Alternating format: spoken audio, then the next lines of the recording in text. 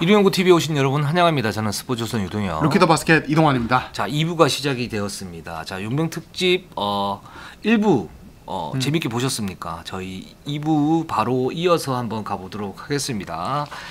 자, 일단 그 2부에서는 새로운 얼굴들이 많습니다. KGC 얼클락, 그리고 삼성 아이자 힉스, 그리고 전자랜드 헨리 심스, 그리고 KT의 마커스 데릭슨, 그렇죠. 그리고 오리온 제프 위디까지 이렇게 저희가 1부와 똑같이 10개의 항목을 모아서 평점을 매기는 시간을 한번 보도록 하겠습니다. 그 이전에 댓글 우선 정책에 의해서 댓글부터 소화하고 갈게요. 예, 리틀 포레스트님이 경기 시간을 12분으로 늘리면 어떨까요? NBA도 이 쿼터는 6맨 위주의 게임을 하듯이 KBL도 48분이 되면은 그 시간 내내 주전만 쓸 수는 없으니 6맨들 고루 쓸 수 있을 테고, 그럼 그 선수들 경쟁력도 올라갈 테고, 그럼 구단들도 드래프트 때 3차, 4차, 3라운드, 4라운드 지명까지 할 이유가 생기지 않을까요? 이렇게 의견을 주셨습니다. 어떻게 좀 보십니까? 이게 최근이라고 보기 힘들죠. 몇 년 전에 이 한성규 총재 시절에 이제 얘기가 나왔었다가 그렇죠. 안 됐잖아요. 그렇죠. 저는 사실 이 문제에 대해서 그 당시에도 되게 혼자 고민을 많이 해봤는데 저는 아닌 것 같아요. 한국 실정에는. 왜 아닌 것 같아요? 그러니까 이게 여전히 그러니까 이게 제가 비하하려는 게 아니라 그 이제 해외에서도 이 식스맨에 대한 개념이 지금처럼 NBA에서도 식스맨의 개념이 주전과 큰 차이가 없다. 25분, 30분 뛸 수 있다. 이런 개념이 잡힌 그렇게 오래되지 않았어요. 네. 근데 여전히 뭐 다른 나라 리그도 막 그렇고 우리나라는 여전히 식스맨 어떤 벤치에서 힘을 보태주는 딱 뭔가 초창기 식스맨의 개념으로 되게 많이 다가가는 편이거든요. 네. 그런 부분이 있기 때문에 저는 만약에 이런 어떤 인식이 여전한 상태에서 48분을 늘리면은 주전 선수들의 혹사만 좀 심해지지 않을까. 저는 좀 걱정이 돼요. 예. 그 인식이 다 바뀌어져 있으면 저는 괜찮은데 그럼 진짜 이렇게 리틀 포레스트님이 말씀하신 대로 될 것 같은데 그게 아니라면 여전히 좀 이런 걱정도 사실은 이해가 돼요. 그런 부분이 전반적으로 이제 지도자의 어떤 인식이 바뀌어야 되는 부분이고 또 그런 이제 성과를 내야 되는 거잖아요. 식스맨을 많이 쓰면서 성적을 내면 그쪽으로 이제 또 다 갈 거 아니에요, 그죠? 그렇죠. 근데 이게 기본적으로 장단은 있긴 해요. 근데 저는 장점이 더 많다라고 생각을 해요. 장점. 48분 했을 때. 그때 당시 한성규 총재가 48분, 그러니까 12부씩에서 48분을 하자라고 그랬을 때는 그 전제 조건이 뭐였었냐면 그때 당시에 경기 수를 줄이고 시간을 좀 늘리자 이거였었어요. 근데 그때 그 부분이 좀 힘들었던 게 뭐냐면 기본적으로 프로스포츠는 계속 말씀을 드리지만 팽창 정책은 굉장히 쉽게 되는데 왜냐면 돈이 있고 뭐 이런 부분이 있기 때문에 근데 축소를 하기는 좀 쉽지가 않은 그런 그 특성을 가지고 있어요. 프로스포츠는. 그죠? 예, 그런 점에서 48분 늘릴 때 경기 수를 줄이자 했을 때 현실적인 문제들 뭐 예를 들어서 첫 번째는 스폰서 비용, 그다음에 광고 비용, 경기 수가 줄어들게 되는 거니까요. 그쵸. 수익 문제 이런 문제들이 좀 발생을 했었었고 그게 이제 걸림돌이 있었었고 그리고 그때 당시 또 이제 TV 그 중계 시간 문제. 그렇죠. 2시간 반이 될 거니까 48분 하면. 그 2시간에서 원래는 끊어야 되는데 2시간 반이 되면 이거는 좀 힘들지 않냐 뭐 이런 얘기 있었는데 근데 저는 이제 이 문제는 이제 해결은 좀 됐다라고 봐요. 그 뭐냐면 최근에 이제 TV를 잘 안 보잖아요. 다들 이제 뭐 핸드폰으로 보고 뭐 이렇게 보니까 그런 부분은 괜찮고 근데 여기 장점이 기본적으로 말씀하셨던 것처럼 여기 잘 설명해 주셨는데 식스맨을 키울 수 있고 뭐를 할 수 있고 뭐를 할 수 있고 지금처럼 이제 12인 로테이션을 돌면서 막 돌릴 수 있다 뭐 이런 부분들인데 그래서 이런 부분 좀 장점이 좀 많기는 한 것 같아요. 저는 이렇게 한번 해봤으면 좋겠어요. 저도. 그러니까 이게 KBL이 기본적으로 가진 각 구단마다 가진 선수 풀이 넓어지고 그리고 각 감독님들 어떤 선수 활용 폭이 넓어지면은 사실은 저도 좋은 거라고 봐요. 경기수 언급하신 경기수 줄이는 것까지 같이 가동이 된다면. 그래서 최근에 제가 들어보니까 다음 시즌 D리그 같은 경우도 지금 팀이 늘어난다고 하더라고요. D리그 운영. 그러니까 그런 식으로 이제 각 구단이 좀 그런 부분을 감안을 많이 하고 있어요. 선수 활용폭을 넓히려는. 근데 아직은 저는 조금 더 시간이 필요하지 않을까. 저는 한번 해봐도 좋다라고 생각합니다. 물론 이제 부작용이 생기겠지만 오히려 그렇게 되면 선수 폭이 넓어지고 각 그 어떤 그 팀의 어떤 색깔들이 좀 다양해지지 않을까. 그런 생각도 좀 들어요. 그러면은 뭐 저녁 7시 경기 갔는데 연장 가서 10시 넘어서 끝나요.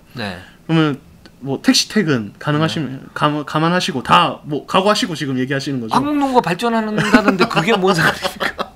그게 뭔 상관입니까? 약간 저 농담으로. 힘들지 않아요? 또 우리 또 다르잖아요. 나도 농담하는 걸 줄 알고 일부러 정색해 봤어요. 이동한 논리기는 항상 재밌습니다. 저희 퇴근 시간도 생각해 주세요. 그냥 던졌습니다. 자, 그다음 댓글 소개해 주세요. 예, 김규영님이 네. 전자랜드의 경우 이제 재정위기가 있었는데 네. 한국에서는 구단 자체 수익을 낼 수 있는 방법은 없을까요? NBA는 각 구단 구장도 다 따로 있고 네. 명명권, 구장 네이밍 말씀하시는 거죠? 네이밍 라이트도 비싼 가격에 판매하고 테마스토어도 운영하고 여러 방면으로 수익 창출하고 있는데 한국도 뭐 그런 방식이 가능하지 않을까요? 뭐 이렇게 안타깝네요. 뭐 이렇게 말씀하셨습니다. 지금 구단의 프런트 분들이 그런 부분에서 굉장히 열심히 하고 있어요. 실제적으로. 그러니까 뭐냐면 그런 네이밍 판매도 하려고 하고 있고 그래서 그렇게 하고 모기업에만 의존하지 않고 보면 이제 전광판이라든가 또는 이제 코트 바닥 있죠. 그쵸. 거기에 대한 이제 광고 이런 부분도 유치를 하려고 굉장히 많이 노력을 하고 있어요. 특히 전자랜드가 그런 부분에서 굉장히 적극적으로 하고 있거든요. 이제 그럼 하고 있는데 근데 이제 시장의 어떤 한계 이런 부분들이 있어서 NBA는 뭐 시장이 뭐 KBL하고 비교할 수 정도로 넓은 그런 상태이고 굉장히 좀 전 세계적으로 유명한 그런 이제 구단들이니까 그래서 사실은 지금 10개 구단 KBL이 열심히 하고는 있지만 수익을 내기에는 그런 구조적인 어떤 문제가 있다. 이렇게 좀 이해를 해주시면 될 것 같아요. 예, 그러니까 뭐 제가 듣기로는 기본적인 그러니까 어쨌든 NBA 같은 경우는 뭐 이제 언급하신 네이밍 라이트도 있고 뭐 여러 가지 광고가 있지만은 또 기반은 사실은 티켓 판매가 돼야 이게 그렇죠. 또 흑자 전환을 뭐 이제 고려라도 해볼 수 있을 텐데 기대라도 해볼 수 있을 텐데 사실은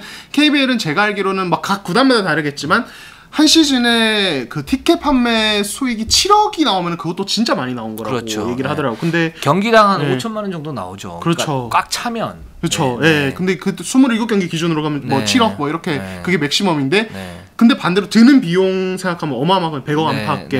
그러니까 이게 사실은 그러니까 그런 얘기를 하시는 분도 있어요. 100억까지는 안 나오고 한 70, 80 뭐 이렇게 50억에서 한 70억 사이죠. 그렇죠. 예. 근데 그러니까 기본적으로 이렇게 티켓 판매 수익이 적기 때문에 이거는 좀 흑자 전환 자체가 불가능. 그러니까 이게 야구나 축구에 비해서 경기장 규모도 작고 들어올 수 있는 인원 자체가 한계가 있는 데다가 기본적으로 농구 인기의 문제라든지 이런 것들도 있기 때문에 되게 한계가 있다. 이런 얘기를 많이 좀 하시더라고요. 그러니까 현장에서 그런 부분 되게 어려움을 많이 겪으시고 이게 그러니까 광고 유치도 사실은 그 구단별로 각각의 구단들도 되게 힘들 거지만 KBL 자체도 이런 광고 유치가 되게 막 진짜 열심히 고생해서 하는데 이게 농구 인기가 워낙 이게 좀 낮다 보니까 이제 기업들은 또 이렇게 그렇게 중요하게 고려를 하지 않고 좀 배제되는 부분도 있고 이런 게 있어서 되게 좀 힘든 상황이에요 여러 가지. 그래서 어쩔 수 없이 모기업의 지원금에 의존도가 좀 높은 그런 구조가 되는. 근데 이제 단지 이제 뭐 예를 들어서 공무원처럼 10개 구단 이제 프런트들이 막 이렇게 모기업 지원금에 대해서만 의존하고 그러진 않고 기본적으로 발로 뛰고 그런 부분에서 유치를 굉장히 많이 하려고 그래요. 노력 많이 하시죠. 예. 모기업에서 뭐 이렇게 주는 비용들도 나날이 줄어들고 있고 하기 때문에 자구책을 마련하려고 그러는데 그게 이제 시스템적으로 안 된다. 10개 구단 프런트들이 굉장히 노력을 굉장히 많이 하고 있다. 이런 부분 좀 알아주셨으면 좋겠어요. 맞습니다. 그렇습니다. 그리고 또 있나요? 아니요. 외국 선수로 바로 이제 넘어가도록 하겠습니다. 이분은 새 얼굴이 많습니다. 네. 저희가 아까 말씀드렸지만은 한번 한 명씩 해보도록 하죠. 자, 일단 인상공사 얼클락 선수부터 한번 가보도록 하겠습니다. 네, 일단 지난 시즌에 스페인 리그에서 뛰었었고요. 올 시즌 KGC와 계약하면서 연봉 43만 4천 달러를 받기로 했습니다. 프로필 신장 2m 8cm에 윙스팬이 2m 19cm입니다. 나쁘지 않네요. 예. 저는 일단 평점 8.2점. 좋습니다. 저는 8.4점 줬습니다. 저보다 더 좋게 생각하셨네요. 줬는데 일부에서도 알다시피 이동환 기자는 좀 짜요. 그쵸. 저는 살짝 후한데 8.4점 정도면 저는 그냥 이제 평균 혹은 평균 살짝 아래다. 이동환 기자 기준으로는 저는 그냥 평균 정도. 그래도 높은 편이긴 하죠. 저는 일단은 사이즈에서 9점.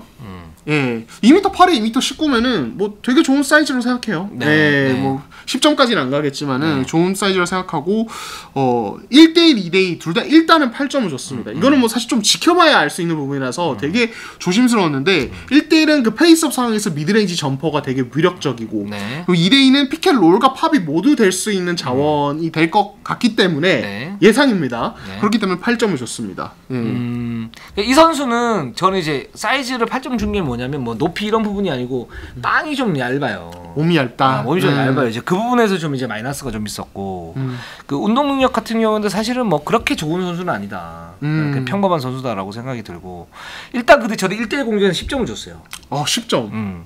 이 선수는 특히 페이스업에서 순간적인 돌파 이 부분은 독보적일 것이다. 그러면 뭐 뚫으면 다 뚫린다. 거의. 특히 그 왼쪽으로 들어가서 왼손 레이업을 넣는 그거는 정말 NBA 리거답다. 이런 생각이 들고 대신에 2대2 공격은 그렇게 위력적이지 않을 것이다. 오히려 생각이 듭니다. 그리고 이 선수가 사실 유럽에서는 롤 플레이어였어요. 그러니까 이제 좀 받아먹는 유형의 외곽 선수였는데 그렇기 때문에 자기가 메인으로 해서 뭔가를 갖다가 하는 그런 부분은 굉장히 좀 어설플 수 있다.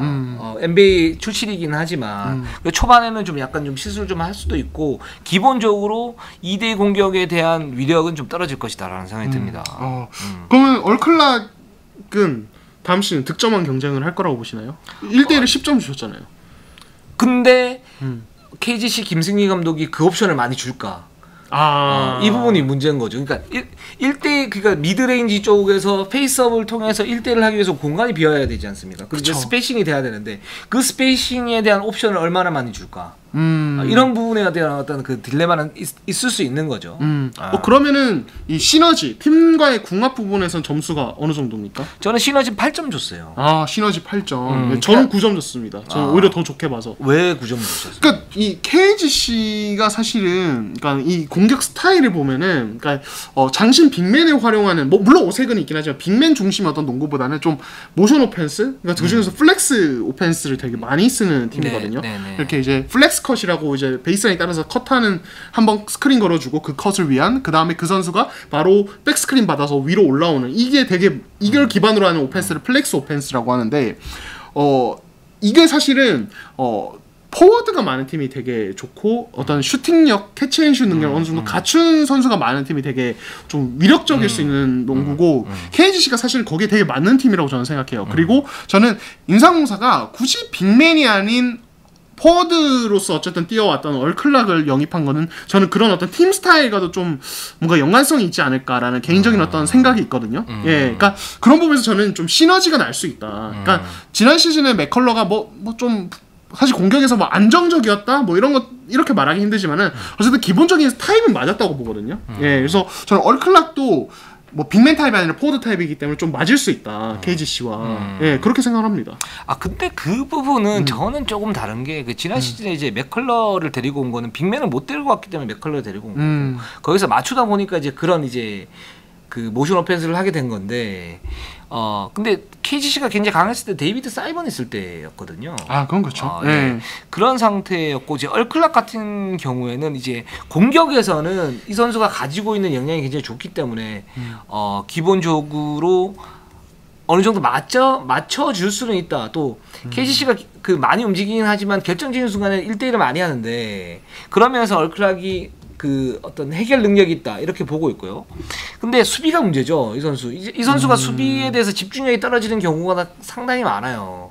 근데 KGC가 많이 움직이기 때문에 이 선수의 그런 수비 약점이 만약에 노출이 된다 그러면 라타비우스로 바로 바꿀 수 있고 그런 점에서 얼클락이 약간 좀 적응에 어려움을 겪을 수 있다. 저는 그런 점에서 케미를 8점을 줬습니다.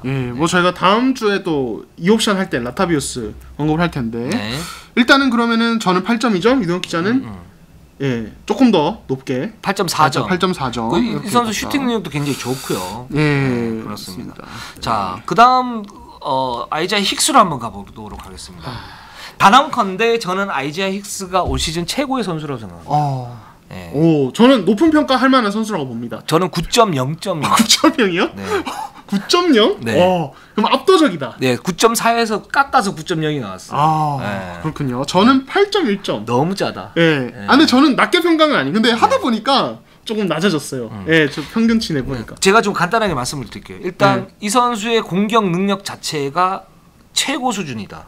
그러니까 1대1 공격 기본기가 굉장히 좋고 자세가 낮은 그런 선수이고 페이스업과 포스트업이 자유자재로 되는 선수이고 그 퍼스트 스텝이 좋아요. 퍼스트 스텝의 어떤 상징이 뭡니까?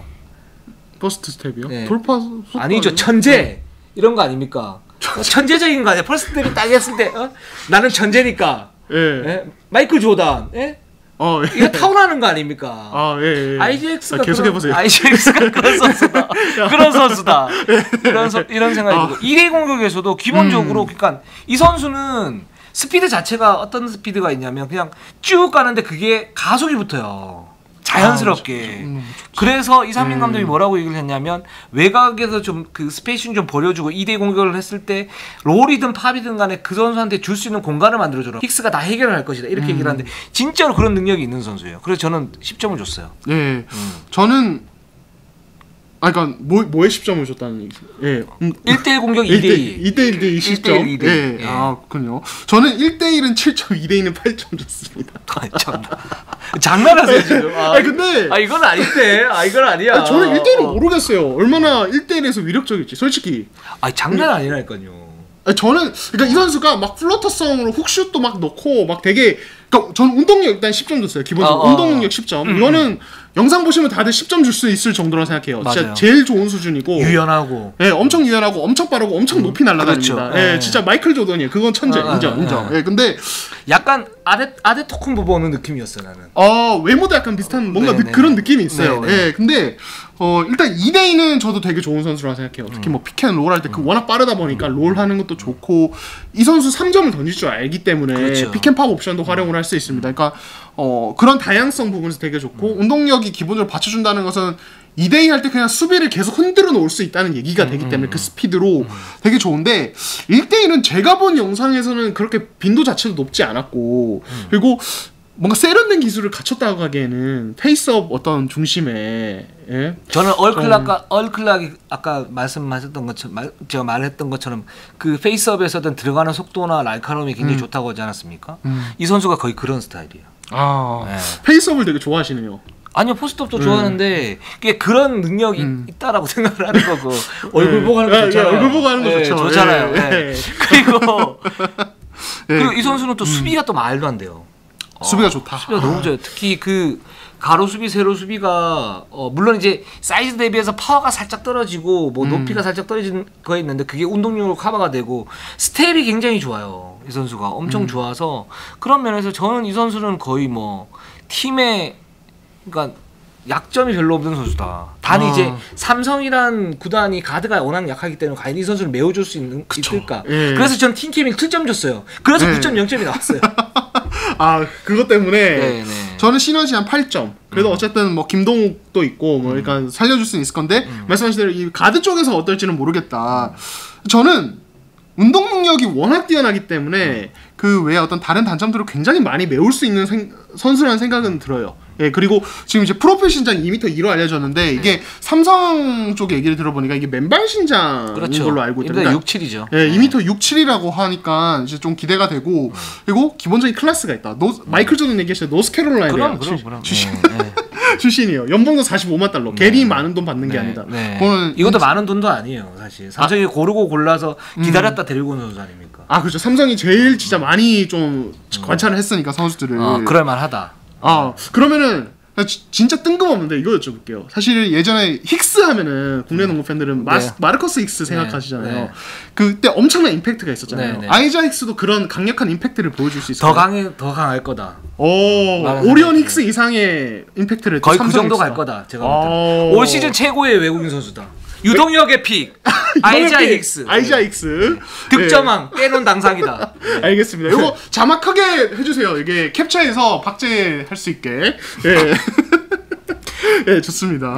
진짜로 그래요. 저는 그렇게 생각이 들어요. 충분히 했습니다. 자, 그럼 전자랜드 심스로 헨리 심스로 한번 가보도록 하겠습니다. 자, 일단 설명 귀요미 헨리 심스 어떤 선수인지 한번. 일단 귀요미가 말씀을 드리도록 하겠습니다. 되게 좋아하네요. 일단 제가 봤을 때는 일단 이탈리아 리그 지난 시즌 이탈리아 리그에서 뛰었던 선수고 뭐 NBA 경력이 있다는 점은 많은 분들이 이미 아실 거고 워낙 많이 알려졌으니까. 그리고 연봉이 37만 달러.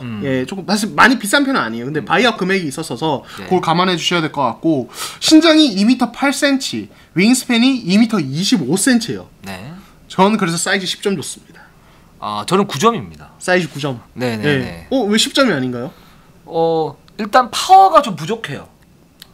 골격 이런 것들이 좀 부족해요. 물론 이제 그게 이제 운동 능력에도 포함이 되지만 기본적인 사이즈는 이제 저는 이제 통이 넓고 팔이 길고 높고 이러면 10점인데 여기서 뭔가가 좀 빠지면 좀 살짝 이제 마이너스를 줬습니다. 살짝의 결점도 허용할 수 없다. 완벽주의. 이동환 기자는 10점이네. 보통도 그거. 네, 그죠. 아, 그렇죠. 저 네. 윙스윙도 길어요. 네, 네, 네, 저는 거의 완벽한 네. 체격 조건 가지고 있죠. 네. 역시 1위 농구의 자이언 윌리엄슨. 근데 한 가지 단점이 있어요. 네. 살이 잘 안 찌는 체질이에요. 이동이 이제 살이 잘 안 찐다고? 네, 제가 정말 많이 노력했습니다. 아, 살이 잘 안 빠지는 체질이라고? 안 찌는 체질이에요. 안 찌는 체질이라고요? 네. 아, 지금 웃으려고 한 건데 죄송합니다. 예. 웃으라고 한 건데. 미안합니다. 네. 요건 편집해 주세요. 예. 내가 못 알아들었어. 예, 웃으라고 한 건데. 네, 예. 아, 죄송합니다. 아, 예. 예, 그래서 아무튼 그래서 갑자기 국단을. 네. 그래서 사이즈 10점 저는 9점. 네, 네. 네, 이거 그제 평점 얘기하고 제가 네. 마저 얘기를 하죠. 저는 평점 7.9점입니다. 아, 전 8.0. 8점이요. 거의 비슷하네요. 요거는. 근데 예. 제가 좀 이제 후하게 주는 편인데 이동은 이제 짠돌이고. 그쵸. 예, 그런 점에서 8.0이면 좀 약하다. 네. 아, 그래도 그러면 좀 약하다. 저도 7점대가 몇 명 없긴 한데 그 중에 한 명이고 저는 일단 운동력 7점. 네, 그러니까 워낙 좀 느려서 느린 부분이 크고 좀 민첩하지도 않다. 그리고 네. 2대2 공격에서 6점 줬습니다. 저는 7점, 1대1과 2대2 모두 7점. 7점. 네, 네. 평범하다. 네, 평범보다는 좀 약하다. 평범보다 오히려 약하다. 약하다. 8점이 저는 평범이고 좀 약하다. 네. 그렇게 보시는 혹시 이유가 있으신가요? 일단 메이드율이 좀 떨어지고 기본적으로 이제 포스터 공격을 많이 하잖아요. 빈도가 좀 많잖아요. 포스터 공격 빈도가 많은데 그 빈도에 비해서 그러니까 파워가 좀 떨어지기 때문에 좀 밀려서 슛을 넣는 경우가 많고 그냥 메이드율이 좀 떨어진다. 전 이런 점에서 7.7점 줬어요. 네. 전 2대2 특히 6점을 줬는데 네. 왜 이렇게 차이가 나? 1대1은 괜찮다고 보시는 건가요? 1대1은 그냥 워낙 많이 하고 파워가 괜찮기 때문에 나쁘지 않을 거라고 봐요. 예, 무난하게 해줄 거라고 보고 전자랜드가 지금 사실 올 시즌에 공격 옵션이 좀 부족한 팀인데 그렇죠. 심스를 영입한 것도 그런 맥락과 저는 이어져 있다고 네네. 개인적으로 좀 생각을 하고 전자랜드 또 몰아줄 것이고 그렇게 보고 있고 2대2는 저는 거의 이번 시즌 온 외국 선수 중에 제일 좀 불안하다. 좀, 많이 불안하죠. 느려서. 예, 그러니까 맞아요. 슈팅 범위가 좋아서 픽앤팝이 되는 것도 아니고 다음 주에 얘기할 제시고바는 픽앤팝이라도 됩니다. 예, 근데 이 심스는 픽앤팝이 안 돼 일단. 그래서 픽앤롤로만 뭔가를 해야 되는데 근데 그렇다고 해서 뭐 스크린 한다면 움직임이 되게 좋다든지 그런 것도 아니고 그리고 들어가서 볼 받은 다음에도 자꾸 1대1로 뭔가 해보려고 하고 시간 끌고 그러다 보면 저는 둘러싸여서 턴오버 범박이 있으라고 봐요. 그래서 2대2는 좀 많이 약하다. 그래서 저는 6점 줬습니다. 예. 그렇습니다. 뭐 리바운드는 둘 다 9점 비슷하고 림 프로텍팅 저는 9점이고 이동 이전은 8점. 무난하게 좋습니다. 뭐 네. 예, 저는 예. 그리고 뭐 시너지. 그러니까 이 시너지가 좀 어떻게 날까요? 아 근데 저 시너지를 좀 고민하긴 했어요. 이게 저도 좀 고민이 됐어요. 그러니까 제가 왜냐면 그러니까 2대1을 저는 좀 높게 안 줬잖아요. 근데 전자랜드에서는 어쨌든 박찬희, 김낙현과 2대2가 어느 정도 돼야 된다고 보거든요. 맞습니다. 이 선수가 장신인 점을 고려를 해도 근데 그게 안 돼요. 그러면은 여기 이 선수가 코트에 있을 때 저는 전자랜드가 1대1 어떤 헨리 심스에게는 1대1 공격 기회를 많이 주려고 할 것이고 그로 인해서 그냥 팀 전체 템포가 좀 느려질 수 있다. 그러니까 이건 오히려 전자랜드가 약간 심스 때문에 좀 장점을 포기하는 장점을 놓치게 되는 그런 부분이 있지 않을까. 그리고 심스처럼 이렇게 좀 둔한 선수는 결국에는 수비 범위가 넓을 거라고 생각하기 좀 힘듭니다. 네. 2대2 수비도 그렇고 로테이션 수비도 그렇고 헬프 디펜스도 그렇고 기본 높이가 워낙 좋지만은 그러니까 이건 결국에는 전자랜드 그 특유의 끈끈한 수비 색깔에 좀 영향을 줄 수 있다라고 저는 판단해서 좀 고민을 많이 했지만 기본 높이가 워낙 좋으니까 8점 일단 줬습니다. 저 이동 기자 이제 2대2 공격에 대한 부분 우려는 그래서 팀 케미가 좀 떨어질 수 있다라는 부분은 완전 동감. 근데 이제 수비에서 이 선수가 활동력이 떨어지는 건 사실인데 그거를 전자랜드에 미치는 활동력이 메워줄 것이다. 아 전자랜드니까. 네, 허운 선수가 예전에 그렇게 얘기를 했죠. 뭐라고 얘기했냐면 KGC 압박 수비도 굉장히 좋긴 하지만 전자랜드 미쳤다. 이런 얘기를 했죠. 그래서 그걸 좀 메워줄 것이다라는 생각이 들고. 네. 그리고 또 하나 좋은 거는 뭐냐면 이 선수가 어쨌든 포스트업에서 뭔가 해결을 하는데 그게 클러치 타임에 지난 시즌 전자랜드 문제점 중에 하나가 클러치 타임에서 확실한 득점원이 없었는데 헨리 심스가 그 역할은 뭐 부족하지만 해줄 수는 있겠다. 그렇죠. 이런 면에서 저는 이제 8점을 갖다 줬습니다. 예. 자, 그다음 선수를 한번 가볼게요. 그다음에 마커스 데릭스를 한번 보도록 하겠습니다.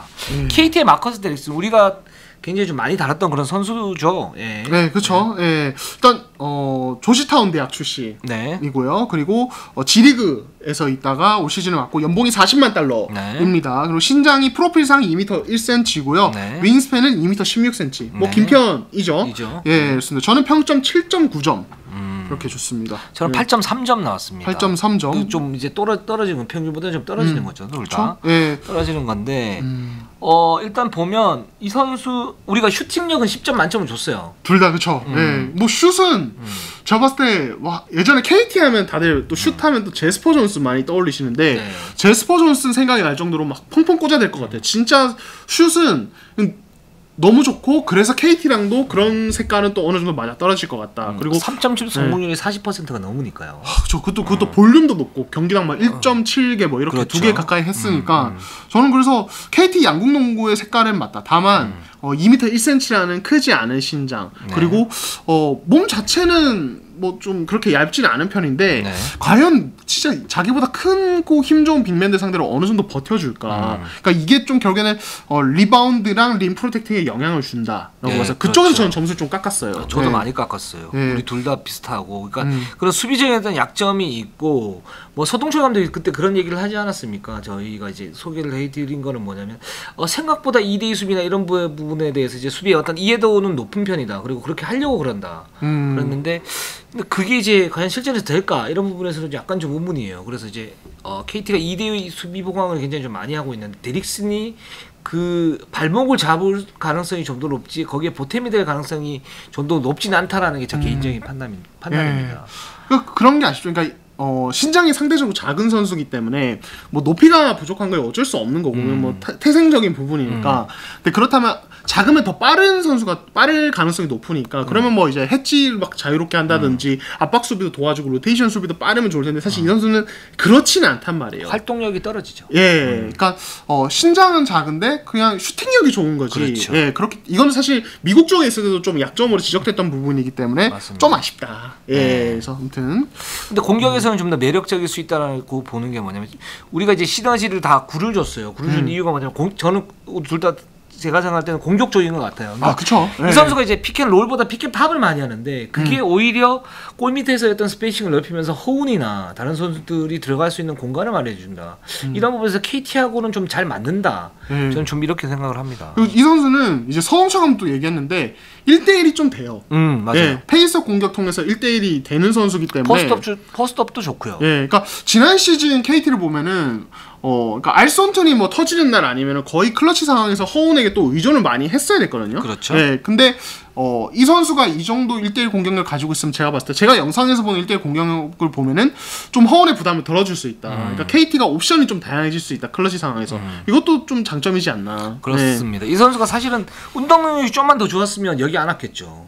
그쵸. 그럼 NBA죠. 역시 아무래도. 그러니까 이제 포스트업에서 페이스업으로 전환하는 그런 어떤 연결 동작, 거기에 따른 이제 어떤 테크닉, 그 양손 훅슛이 다 가능합니다 이 선수. 그렇죠. 맞아요. 예, 그렇기 때문에 골 결정력이 좋은 선수고 그런 점에서는 KT의 어떤 클러치 타임, 또 2대1을 했을 때 호운과의 공전 이런 부분은 상당히 잘 맞아 떨어질 수 있다라는 생각이 듭니다. 네, 그렇습니다. 자, 그 다음에 오리온의 제프 위디로 한번 가보겠습니다. 예. 자, 일단 설명 귀요미. 예, 이 선수 캔자스 대학 출신입니다. 요거 강은주 감독님이 좀 중요하게 생각하셨어요. 캔자스 명문 대학 출신이라는 그렇죠. 점. 그러니까 멘탈적인 부분이 분명히 좀 어느 정도 인상이 좋아. 그렇죠. 예, 맞아요. 그 감독님 말투로는. 그리고 이 선수가 2012년 캔자스 대학 준우승 멤버, 그러니까 큰 무대로 다 경험해봤어요. 그래서 그렇죠. 결승에서 앤서니 데이비스 상대해봤고요. 네. 그리고 그때 상대팀 켄터키에 KCC 있을 때도 마키 스티그도 있었어요. 마키 스티그. 예, 그러니까 뭐 웬만한 선수들 다 만나본 강심장이다. 예, 네임드다. 이렇게 말씀을 드릴 수 있고 지난 시즌은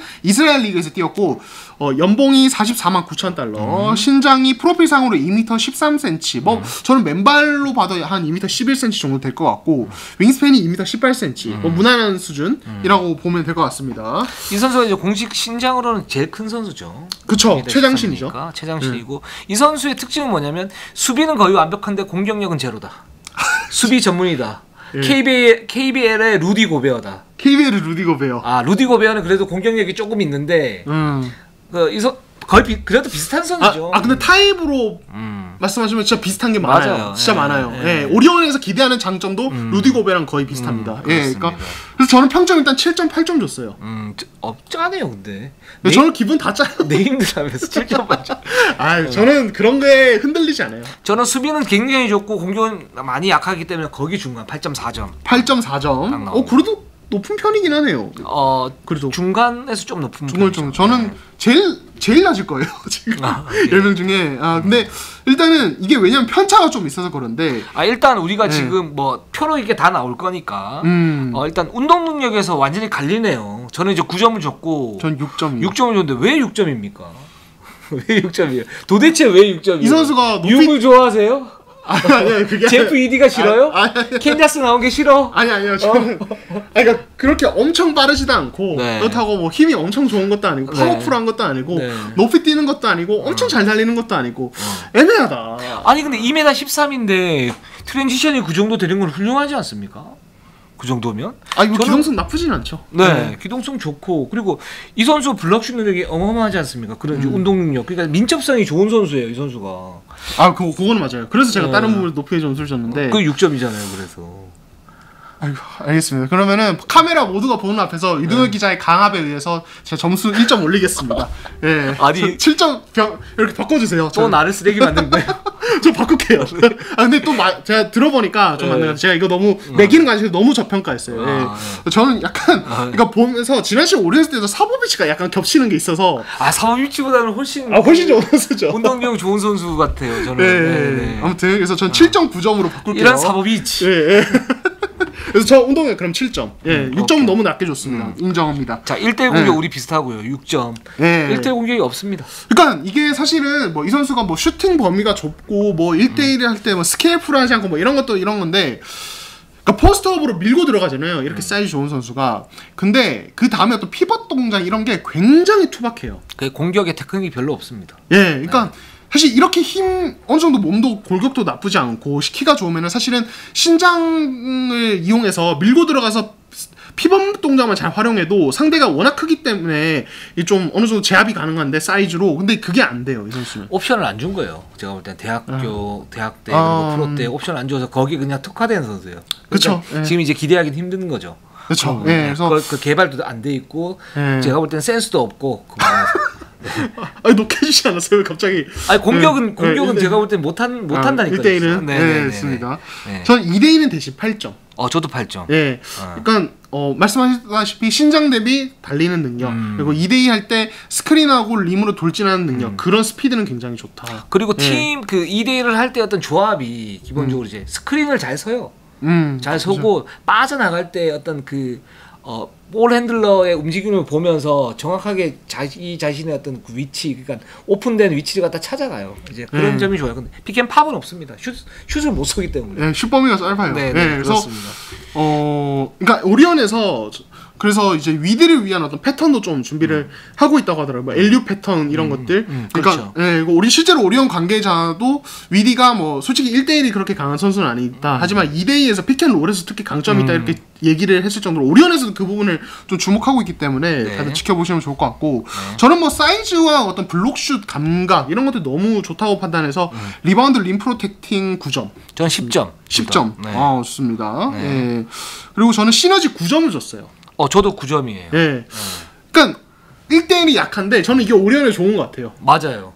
똑같아요, 생각이. 그러니까 괜히 지금 오리온 선수 국내 선수 구성을 보면은 이대성 있고 이승현 있고 허일영 있고 최진수 있는데 괜히 1대1 많이 하고 막 득점 욕심 있고 볼 많이 끄는 선수 있는 것보다는 자기 할 것만 딱 하면서 그러면서 2대2에서는 또 자기 할 거 기여해주는 선수가 있는 게 오히려 팀 전체 밸런스에는 훨씬 좋다. 맞습니다. 그렇게 생각을 해요. 동의합니다, 완전 거의 같은 생각인가요? 이대성과 이승현이 있기 때문에 또 최진수와 허리영이 있기 때문에 이 선수가 맞는 어떤 최적의 조합이다 뭐 이런 느낌이 들어요.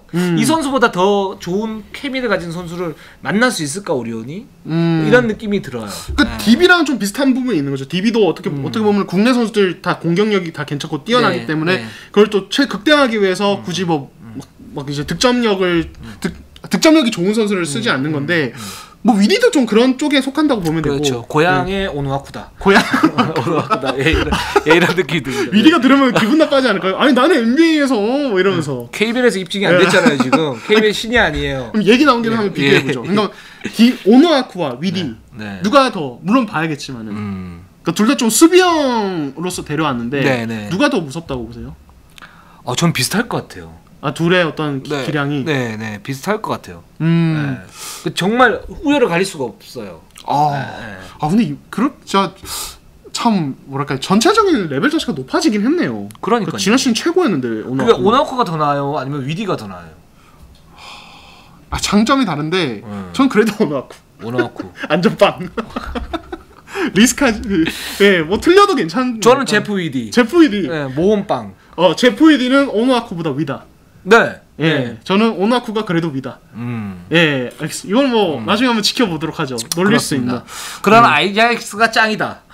9점 명점. 예, 그렇군요. 알겠습니다. 네, 이렇게 10명 다 마무리했네요. 네, 그렇습니다. 저희가 10개의 그 항목을 좀 나눠가지고 1, 2부에 거쳐서 1옵션 외국인 선수를 한번 낱낱이 분석을 해봤습니다. 물론 이제 뭐 저 중간에 좀 이렇게 좀 우스갯소리도 하고 했었지만 저희의 분석은 진심입니다. 네, 저 진짜 진지하게 했어요. 네, 예. 네, 그렇습니다. 힉스가 짱이라는 것도 저는 진심입니다. 예, 네, 그렇습니다. 저희가 다음 주에는 또 2옵션 외국인 선수를 또 해부를 이렇게 한번 해보겠습니다. 물론 그 선수의 어떤 그 개인적인 기량도 기량이지만 1옵션과의 어떤 관계 이런 부분도 굉장히 중요하니까 또 다른 어떤 매력이 있을 것 같아요. 네, 그렇죠. 예, 그래서 또 2옵션은 그러니까 오늘 했던 이번 주에 했던 1, 2부의 1옵션은 사실은 많은 분들이 아는 선수들이 많은데 네. 2옵션은 또 거의 다들 모르는 선수예요. 그래서 더 좀 의미 있지 않을까. 저희가 한번 집중 분석 한번 해보도록 하겠습니다. 네. 네. 오늘 방송은 여기까지 하겠습니다. 저희는 항상 최선을 다하겠습니다. 자, 네이버, 유튜브, 구독, 좋아요, 알람 감사합니다.